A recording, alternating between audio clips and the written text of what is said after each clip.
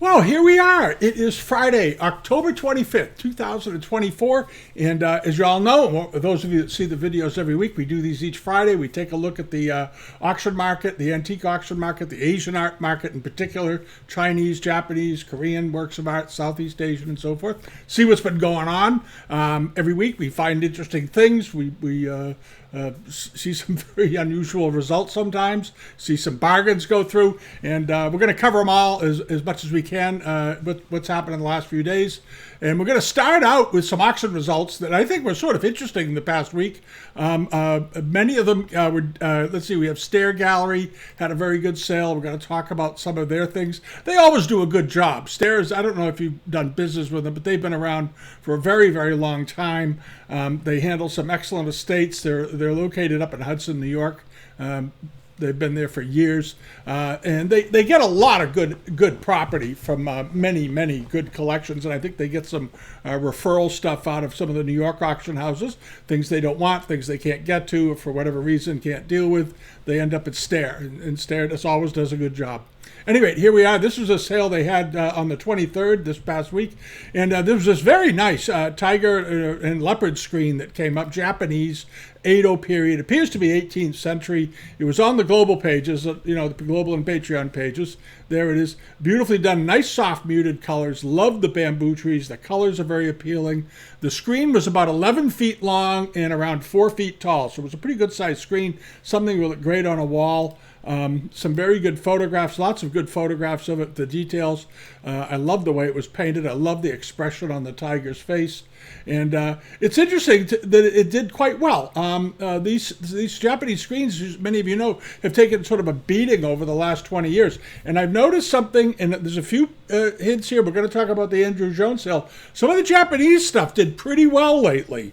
And I'm really glad to see it. It's been so depressed for so long.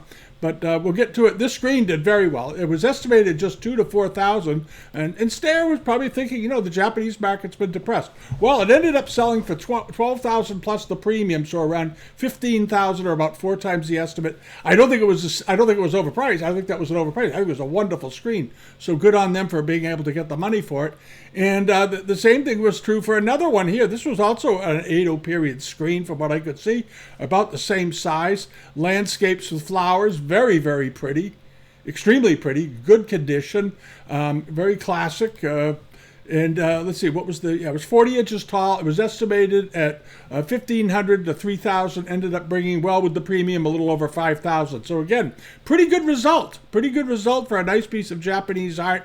And these things are wonderful. You can hang them, and I think in many ways they're more interesting than a lot of the Chinese screens. The Japanese screens have an entirely different aesthetic, but you never get tired of them. I've seen some over the years, and every time I see them, I still like them a great deal. And the Chinese don't seem to like screens for some reason. I don't know why.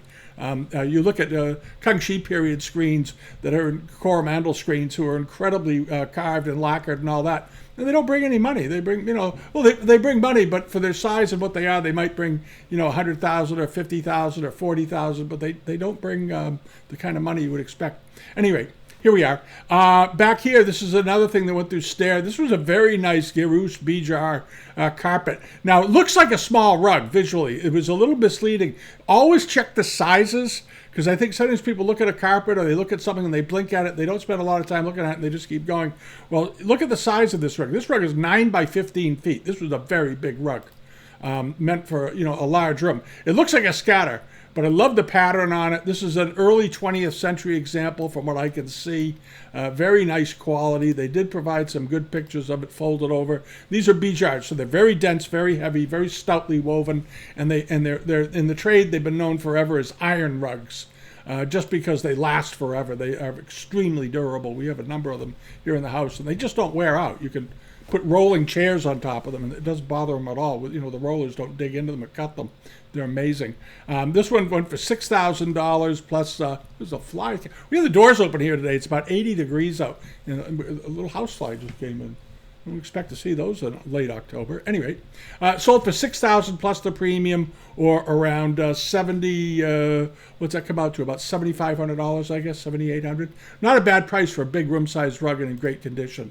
And this was something I wanted to throw in. This was another Bijar or Northwest Persian type rug that was up for sale. And this was not at Stair. This was at Andrew Jones. And I talked about it a few weeks ago.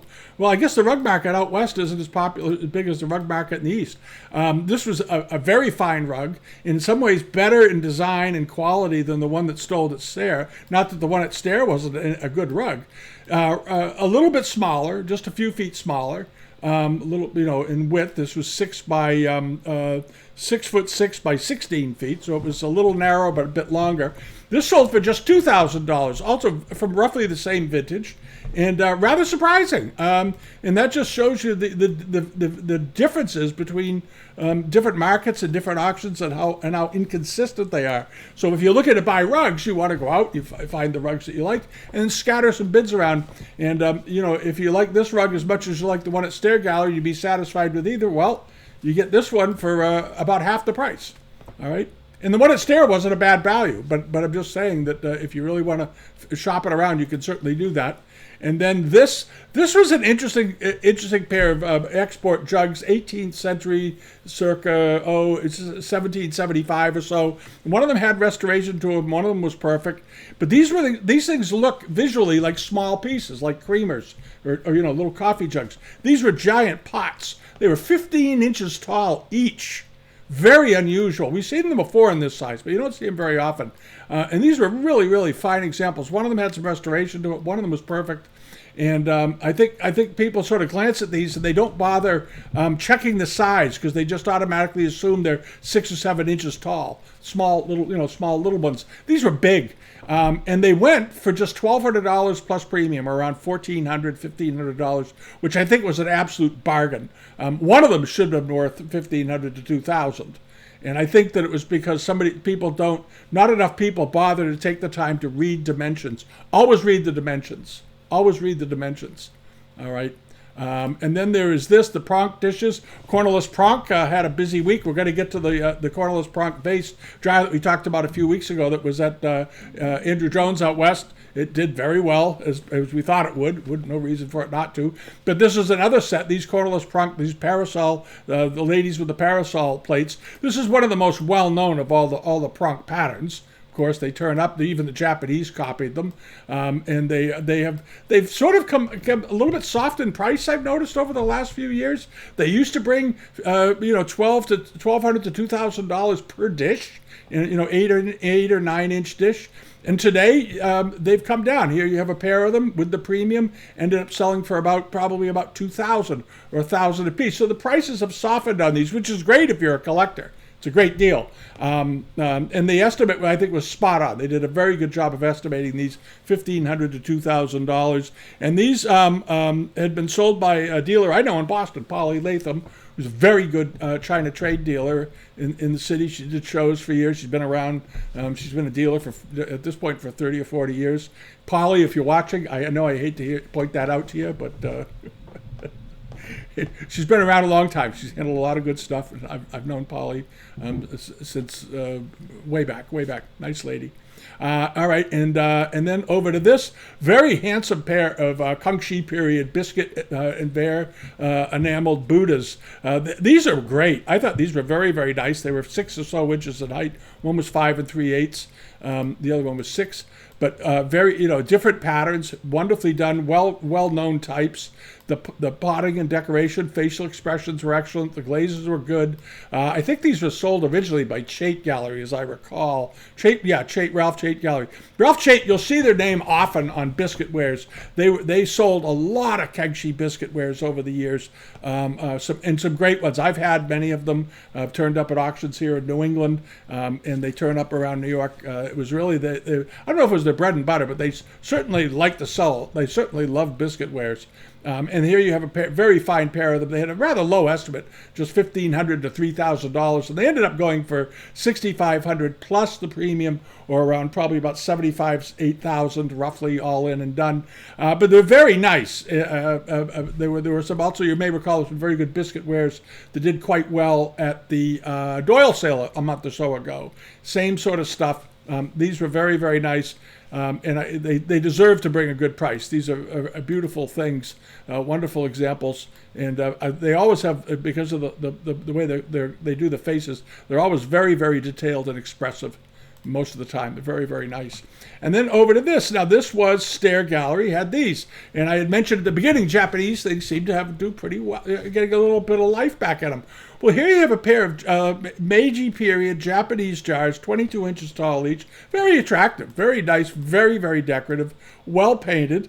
In the past, in the last couple of years, we've seen pairs this size sell for $800, $900, $400 a piece, $500 a piece, something like that. Well, somebody really liked these, or a couple of people really liked them. We should need two to make a race, two to get a horse race out of them. They were estimated at $1,000 to $1,500, which I didn't think was unreasonable. You know, it's $600-700 a piece plus premium.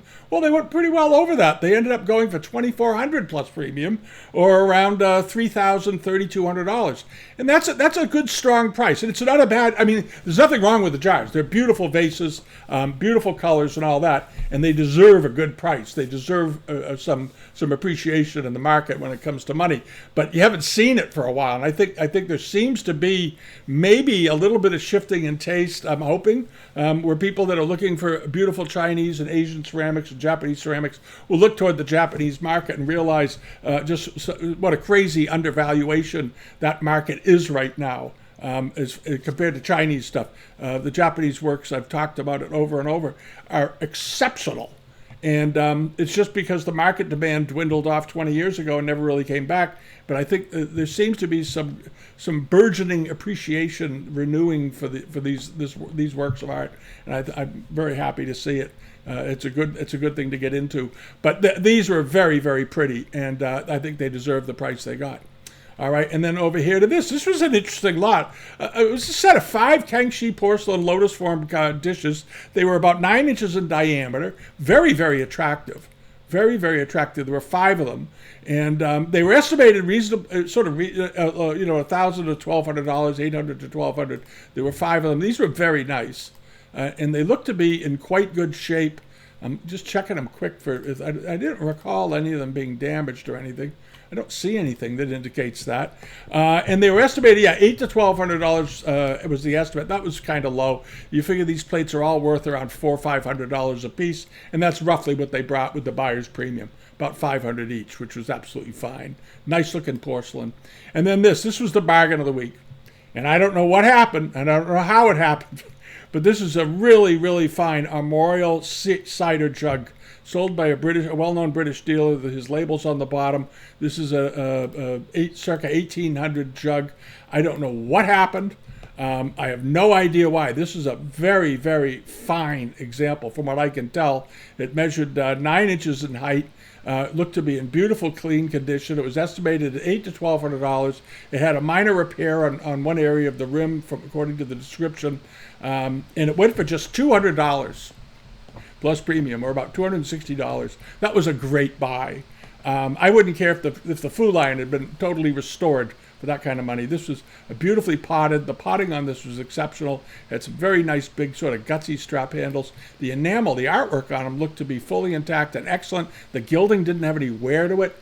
I don't know what happened. And it's a funny thing. I've noticed this with cider jugs in other sales. They don't sell for a lot of money, and I don't know why. They used to do very, very well. But this was a very lovely example. Extremely lovely. If you're an export collector, I'm sorry you missed it. And if you are an export collector and you got it, I'm glad you bought it. And then you had this one. This is an 18th century ribbed Famille Rose vase. There it is. I don't see anything wrong with it. I mean, it was drilled obviously as a lamp, but it's a wonderful piece of porcelain. And somebody had painted the upper section here at some point of the fitting to make it sort of match in with the vase. But this is a very nice piece of 18th century Chinese porcelain as a lamp. This was at the Orion Antiques in Fort Lauderdale, Florida. It measured, overall height was 22 inches. The vase itself was about just a little under 10 inches, 9 inches. It'd been drilled, but so what? $140 plus premium. That was a great buy. That was another little good buy of the week. Keep it as a table lamp. An interior decorator would be able to sell this table lamp with a shade probably for about $700. And somebody picked it up for $140. That was a good buy. This was an amazing buy also from the same auction. I don't know what happened. It was on the global pages. I don't know why nobody noticed it. This was a Ming Celadon.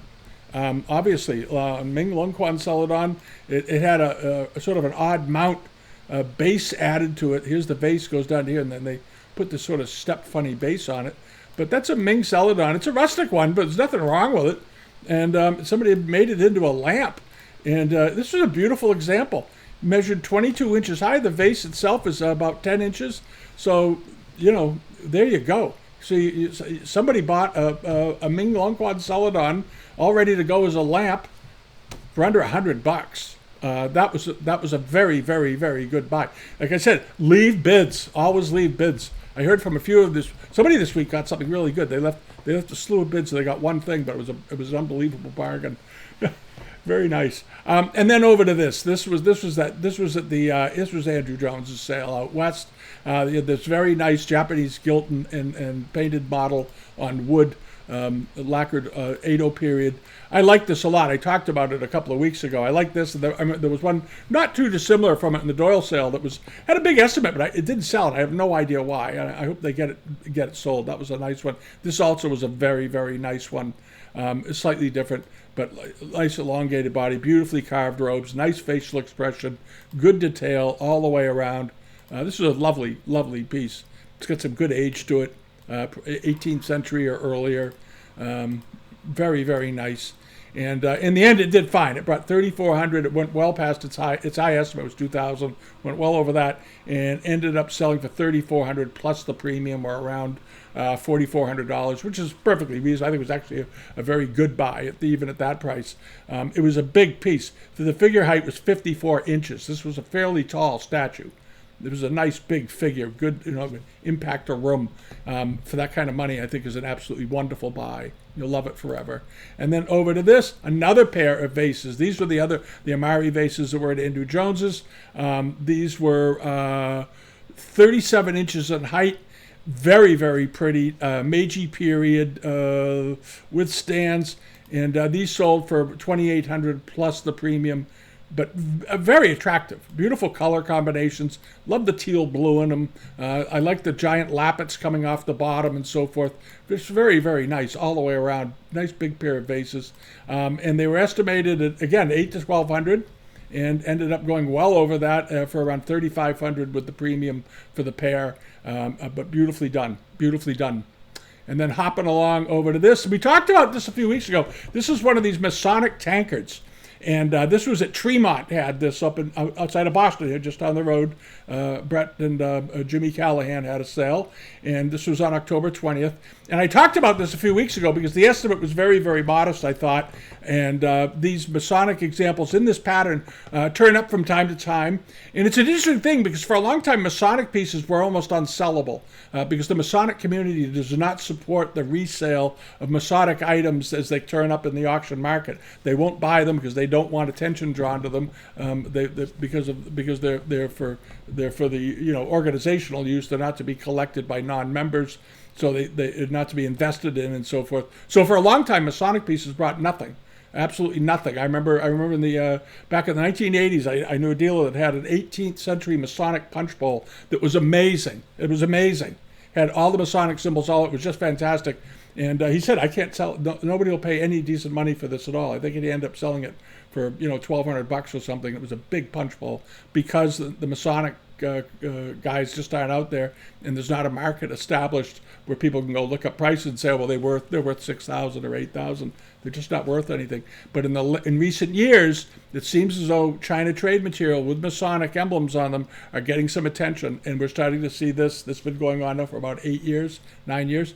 This ended up selling for $2,600 with the premium.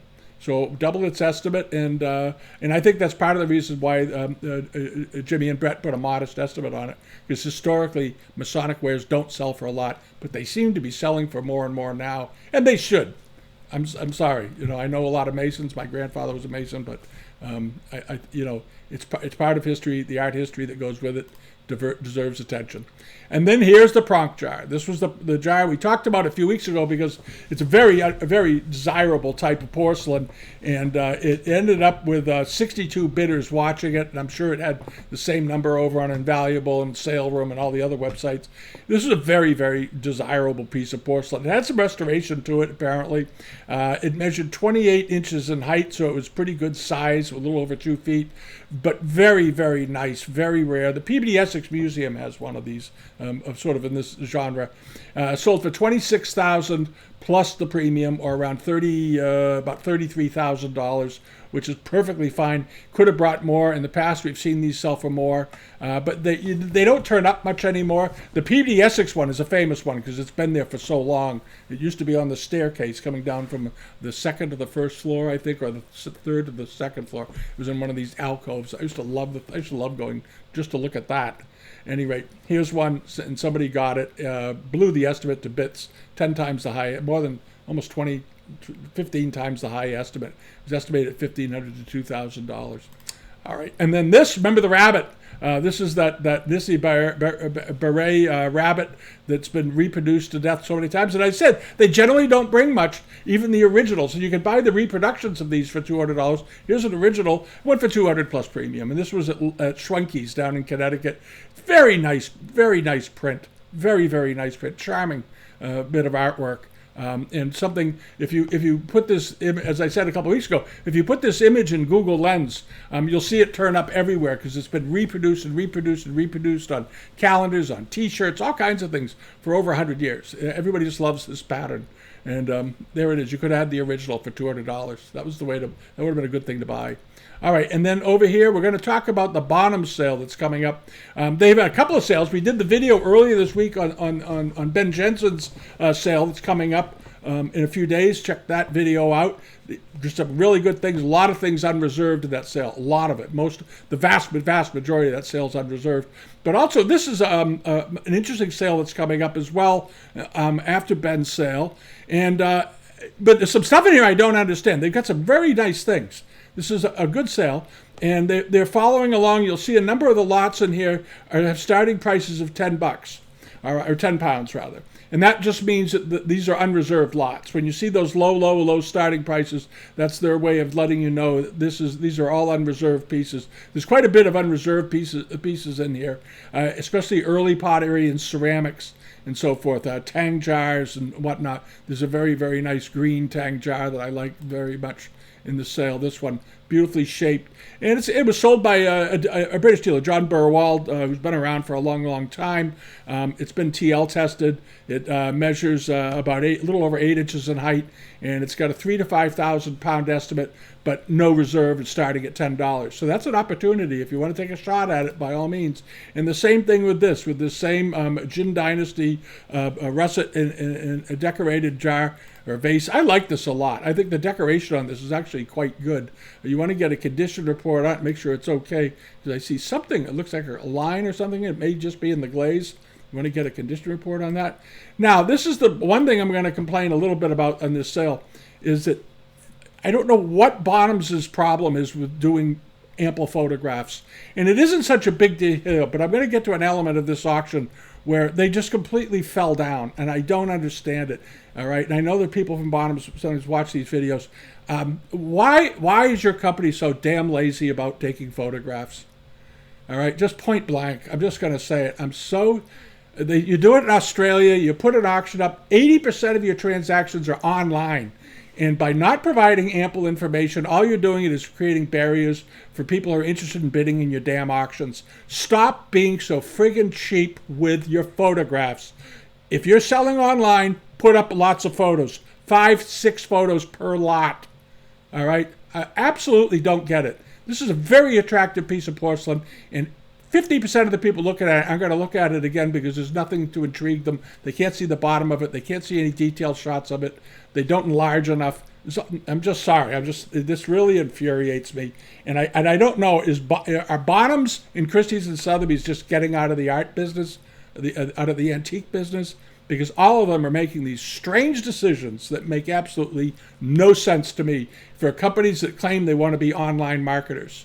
If you're going to be in the online business, you better start using it. Otherwise, these other companies that are coming up, they're going to eat your lunch. All right. That's all I'm going to say. It's just infuriating. They did the same thing here. One photograph of this very nice scepter. Why not a detail shot? Why not the back of it? Why not some of the cloisonne? No. They do these sort of artsy-fartsy photographs, throw it up there. They throw a $3,000 to $5,000 estimate on it with a 3,000 pound rather opening bid, and that's it. That's all you can do. And I want people to come and look at these. I want people to bid on these. Show some interest, but don't make it hard. Again, this is a very nice Shinjia period vase. Attractive. How tall is this? Probably about 25 inches or so. 20 inches. 19 inches tall. Nicely done. $8,000 to $12,000 estimate with an 8 to 12,000 pound estimate with an 8,000 pound opening bid. All right, so this is clearly a seller who's not willing to stick his neck out, and he paid a lot of money for it, and he's consigned it to the auction house. All right, and that's what that means. He bought it at Sotheby's in 2006, and so you could probably go back and look it up and see what he paid for it. And I don't like lots that have. I don't like lots that have an estimate, a low estimate, which is also the starting price, unless it's a silly, stupid low estimate. I don't understand the thinking behind that. It's going to make the sale is going to have some difficulty, I suspect. All right, and then over to this. This is the fun part of the sale. This is a good part of the sale, too. For Martyn Gregory, who's a very, very good, at the tail of the sale. There's a whole bunch of Chinese export paintings and reverse paintings on glass from Martyn Gregory. Martyn Gregory is one of the best dealers in the world on these. And this is a very good lot, a very nice lot, 11 silk production scenes, and beautifully done. And these are nice big sheets. These are 33 centimeters rather. We'll do it that way. 13 by 17 inches. So these are large sheets. I don't know if they're on Wattman paper or not. And these are very lovely. And again, this is Bonhams, for whatever reason, provided just this one overall group shot. They should have had detailed individual shots of each one of these that filled the screen, so you could really get a sense of the quality of these. Because Martyn Gregory only handled the best stuff. He handles some great things, and this I do not understand. So they just throw a lump of pictures up here, and they call it a day. But they got a pretty good estimate on these, 20 to 30,000 pounds. That's for 11 of these. So they're thinking they're worth 2,000 to 3,000 pounds a piece, which they could be, potentially. It's a push, but they're not giving you enough to look at. So you're going to have to get a hold of Bonhams and say, I want large photographs of each one of these. And if you're not in London and you're not near, it's just laziness. It's just, and they're not doing their consigners any favors. All right, wake up, Bonhams, Jesus. All right, and then this is nice. This one photograph, but it's probably all you need in this one. Very nice scene of the Canton Western factories. Also, I think this is a Martyn Gregory piece. I think this came from him. Does it say? Sigismund, Boston, Mass. Yeah, there it is, Martyn Gregory. This is a big sheet. This is a pretty good size one, 18 by 29 inches. Nice big scene. Good color, beautiful teal green water, lovely, lovely painting. And here they only had to put up one picture. You can see it amply, but they should have done the same for every picture in that previous lot. They're serious. I begin to wonder how serious they are, that company. And not that Christie's and Sotheby's are doing any better, but this is pretty good. This is pretty good. This is a very, very nice painting. I like it a lot. Love the colors. It's apparently all framed and ready to go. 15 to 20,000 pound estimate with a 15,000 pound opening bid, or 19,000 plus premium. We'll see if these sell. These prices seem a little aggressive for this market, but You don't know, and the Gregory name can help a lot too. That's that's something you can't overlook. And then you have this very nice pair of late 18th century ladies, each with a pet. They're very similar. One of them's holding one picture that she's got a cat, and the other one looks like a dog. This is also from Martyn Gregory, but these are very, very nice. I like the sort of tortoiseshell frame they put on these. It works with the spots on the animal. But down here you have. This is a dog, and I guess that is that a dog or a cat? It's hard to tell, but they're very, very similar, obviously, and they were made together. I like them both a great deal, and the color is good. These are probably made around 1780 or 90, estimated at £3,000 to £5,000 with a £3,000 opening bid, and they're pretty good size. They're 23 inches wide. They're fairly good size, 31 inches tall. These are nice big pictures, good pictures, good ones. All right, and then over to this. These are on copper. These are fairly rare. They get, and as such, they get a big estimate. But if you read down here, oil on copper alloy. Okay, they did do China trade pictures on copper. There were Hong scenes they did on copper, extremely rare, and they bring a lot of money. There was a very fine estate down in Padanaram here in Massachusetts, South Shore. In Massachusetts, Rhode Island, or Padanaram, Connecticut, it's Rhode Island, I believe, Padanaram. Anyway, Ronnie Bourgeot at Northeast Auctions had it, and he had 4 port scenes, I remember, Hong scenes, and at the time they brought this was years and years and years ago. They brought over $20,000. So he's got a set of 4 of these on copper as well that are a bit bigger. These are 17 inches. These are great big ones, 17 by 23 inches. These are big on copper paintings, and they're estimated at $20,000 to £30,000, and they're absolutely worth it. These are beautifully painted. I wish, though, again, for that kind of estimate, they should have provided more imagery, because you can get a real sense of how good some of these paintings on copper were, and they're cartoushed at the bottom with identities, and you can't read them. All right, so that was I think Bonhams screwed that up again, but if you like them, by all means, reach out to them. Don't let the incompetence over there disturb you from, keep you from going after them. You might get a good deal. These are very, very nice. I love them a lot. These are among my favorites in the sale, as a matter of fact, because the colors are so good, and they're on copper, which is very desirable. And then you have this. This is also from Martyn Gregory. And these sort of hit home around here, because these are things that had belonged to Robert Bennett Forbes, the captain, the China trade captain out of Boston, whose collection is now in the PBD Essex Museum. This is the Forbes Museum on the South Shore. These were pieces that he had owned. And this is the Dutch Folly Fort in Canton with the Western Hongs in the background.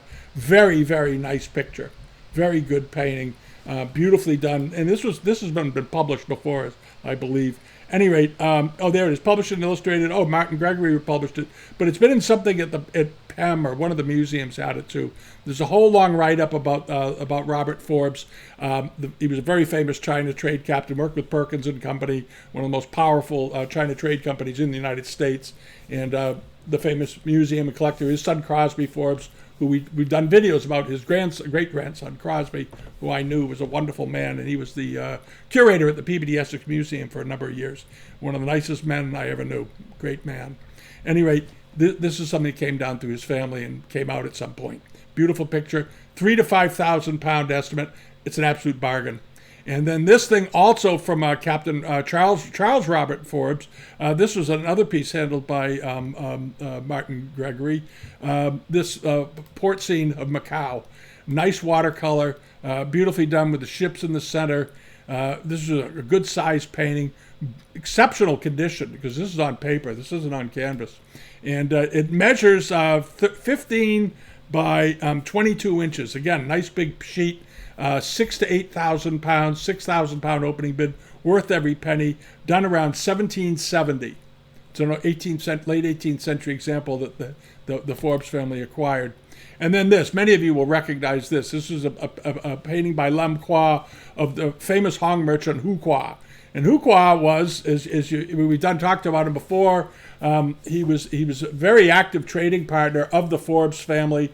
There is a portrait like this in the Milton Massachusetts, the Forbes Museum, as I recall, the big Hu Qua painting, exceedingly rare painting. And Hu Qua was outside of the imperial family. He was probably the wealthiest man in China in his lifetime. most powerful merchant, certainly. He was very highly regarded, and he actually invested. He sent the Forbes people back to America with money. He invested in America in the railroads. He sent, I think, $100,000 or $200,000 back then for the Forbeses to invest on his behalf in America. He had a true relationship with that family. And this painting was done by Lam Qua, who was the greatest, most notable painter of his day in China for this kind of work. This is a very legendary scene. He painted this scene a couple of times. There are a few of these around, but this is a superb example, absolutely superb. And 50 to 80,000 pounds with a 50,000 pound opening bid, and worth every penny, every penny. Very, very good work of art. And then hopping along to this, some of you will notice this and remember it. This is the same painting that sold. I don't know what happened or how it ended up here, but this painting went through Tremont auctions last May, as I recall, and sold for about $26,000 plus premium, somewhere around there. And the only thing I can assume is that whoever bid on it, maybe a buyer in China, just didn't pay his bill. And they ended up shipping it over to London to resell it. This is a very nice painting. It's a spectacular painting, and as I said at the time, it was absolutely worth the $26,000. This is a very, very famous scene. It's a historic scene, and it's a good size painting. This thing is 30 by 43 inches with a 8 to 12,000 pound estimate, 8,000 pound starting price. It absolutely is worth every penny of it. So you know, if you saw it the last time, you didn't buy it, you know, go after it, for God's sakes. Never let a buy-in or an unpaid lot keep you from buying it. If you liked it a great deal the first time you saw it and it doesn't sell, you should still like it if it comes back again. Don't let that it's reselling bother you. It shouldn't. It doesn't mean a damn thing. All right, and then over here to this, they also have some very nice Japanese things coming up in these sales. This is really nice Nabeshima polychrome dish, Edo period. They're dating it just generically Edo period, 1615. But they're in the broader sense, and then they sort of narrow it down 1690 to 1760. That's a pretty wide range. I think closer to the mid 1700s probably, but it's beautifully done. Unfortunately, on this, they did not include the picture of the back of it. Again, just the front, so if you're interested in it, you have to go through the hassle of emailing them, asking for pictures, when they could have just flipped the plate over while they had it on the table and took a picture of the back. Nope, can't do that. Too much of a hurry. At any rate, and I'm going to save this on every lot that I come to. I'm going to really needle them about this, because these auction houses need to stop being so goddamn lazy. That's all there is to it. It's just pure laziness. It's not cost. It doesn't cost them anything to do this. All right, and I'm going to show you an example coming up that's really glaring. It's just absurd. Then they had this. This is very nice. Daoguan seal mark, end of the period cup. No picture of the bottom, of course. And this came from the collection of Dr. Carl Kempe. And Dr. Carl Kempe was a legendary collector. It was a huge collection that was dispersed a number of years ago. Some of it went into institutions. Some of it was auctioned off. I've owned pieces from the Kempe collection. If any dealers out there that was around in the business prior to about 2005, between the 1980s, 1970s, and 2005, if you're an active auction goer, you no doubt owned a couple of pieces with Kempe labels on them. He was a massive collector. And at any rate, I was fortunate to handle a bunch of them over the years. Anyway, this is a nice one. Daoguan Cup, gilded cobalt blue decoration with characters all the way around, and no picture of the bottom, no pictures of the other sides that have characters on them, no pictures of anything, but they want to tell you it's worth 5,000 to 8,000 pounds. Again, why? Why bother? Why bother? Just put up a description and maybe a stencil. All right, and then they have this, though. This is very nice, very unusual. Chinese export teak pectong mounted bureau, 18th century. I don't know why they call this a bureau. This is a desk, but, anyway, it's a slant lid desk. And China trade desks are always very interesting, especially the ones that were done like this. They were based on designs from the West, of course, and they were making them for the Western market. And this was a lovely one. I like the brasses on it. The brasses don't look like pectong, though. They look like brass. The handles, maybe it's just the light, too. It could throw it off a little. But these are nice and rare. These desks, they don't turn up very often. This was made probably about 1775, 1780. Full size desk, 43 inches high. Estimated at 2,000 to 3,000 pounds with a 2,000 pound opening bid. If you live in London and you go to the sale and you want a nice piece of China trade furniture, this is a good piece. And I like the configuration of the drawers.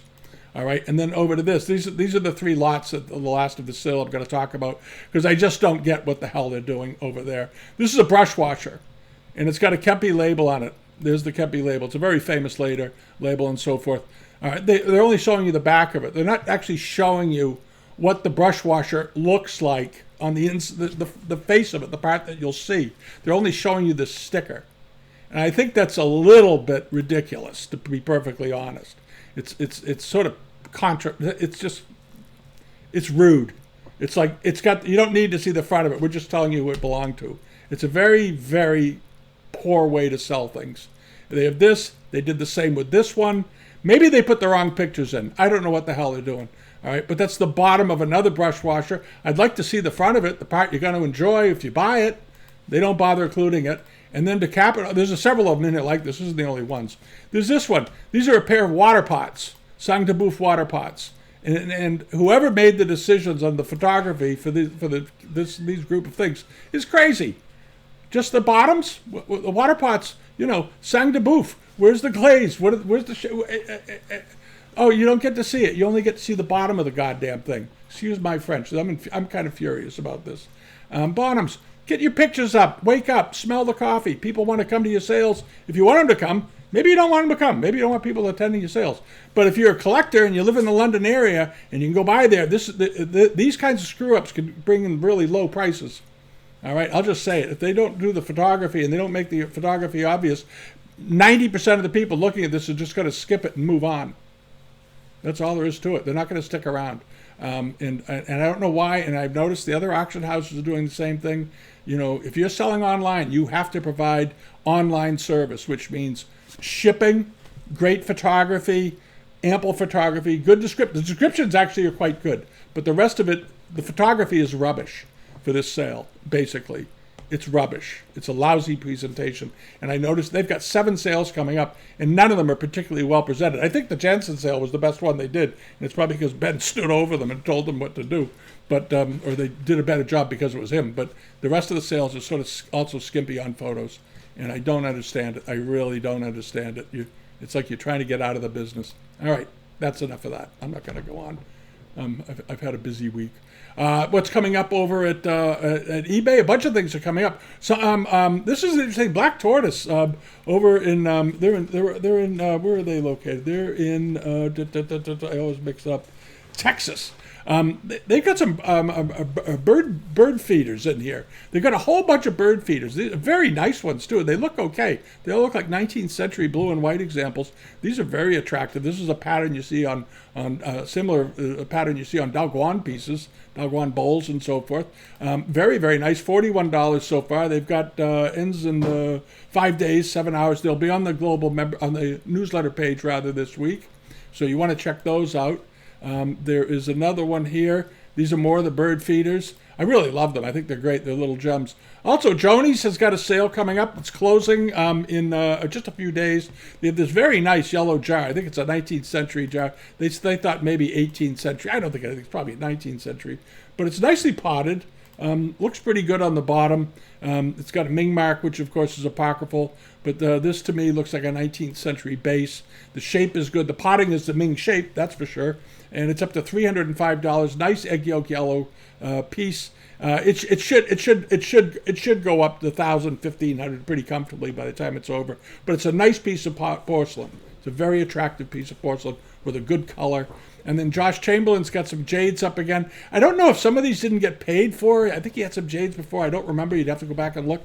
He had some very nice jades before. This is a nice one with an elephant on it. It's perfectly good. It's a nice looking, probably late 18th century jade, from what I can see. Nice face on it. Good looking surface, well carved, nice detail. It's up to $164. It closes on Monday. I don't know. This should bring 2,000 or 3,000. So we'll see. They can jump, as we all know, at the very, very end. But a nice piece of jade.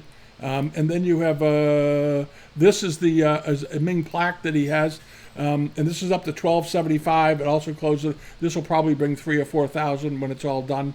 Nice looking jade though. There's a bunch of stuff on there this week. Last week I didn't talk about it much because there were so many other things I had, and somebody commented that, well, you didn't mention much about what's coming up at eBay. So there they are. But do check it out. Go over to the global member page. I mean, over to the eBay newsletter page. It's right here. And some of you will notice the pages are a little bit different this week. We did a major update on the bid amount site this week. Just checking out some of the plugins and things had to go through a thing, so you may notice it loads a bit quicker in many cases these days. All right, it was loading a little slow, but there was some updates and things that needed to be done, and there's a whole bunch. This site requires a lot of tweaking because it's got a lot of content in it. But at any rate, this is the page. And for signing up, we updated the form for signing up. I noticed that was being affected a little bit without the update, so now you can quickly do it. If you sign up for the newsletter page, on the newsletter page, you'll just get an email each week on the just a few minutes before the page is fully updated and relaunched for the next week with the most recent content. So you get notified when the page is updated. You get notified when the weekly video, the one we're doing here, is coming out. So that's why it's a handy thing to do. We generally don't use it for anything else. We occasionally will send out emails for things that maybe there's something great that's come up, or a short notice sale we want people to know about, or something special. We'll use that list. But other than that, you don't hear from us. People will tell you we don't send out daily emails and clutter up your email box. We only use it when we have something to tell you. All right, and you can just sign up over there. And that's it. Thanks again for watching, and thank you for subscribing. Thank you over on the Patreon thing. For the Patreon users, as you know, we added a video over there this week. If you haven't seen it yet, check it out on a Ming painting that I've owned for a long time, that I bought, and sort of an interesting story of how I bought it. And it's got horses in it, so I'm just mentioning that. All right. Have a wonderful week. Have a good weekend. I'll be back later.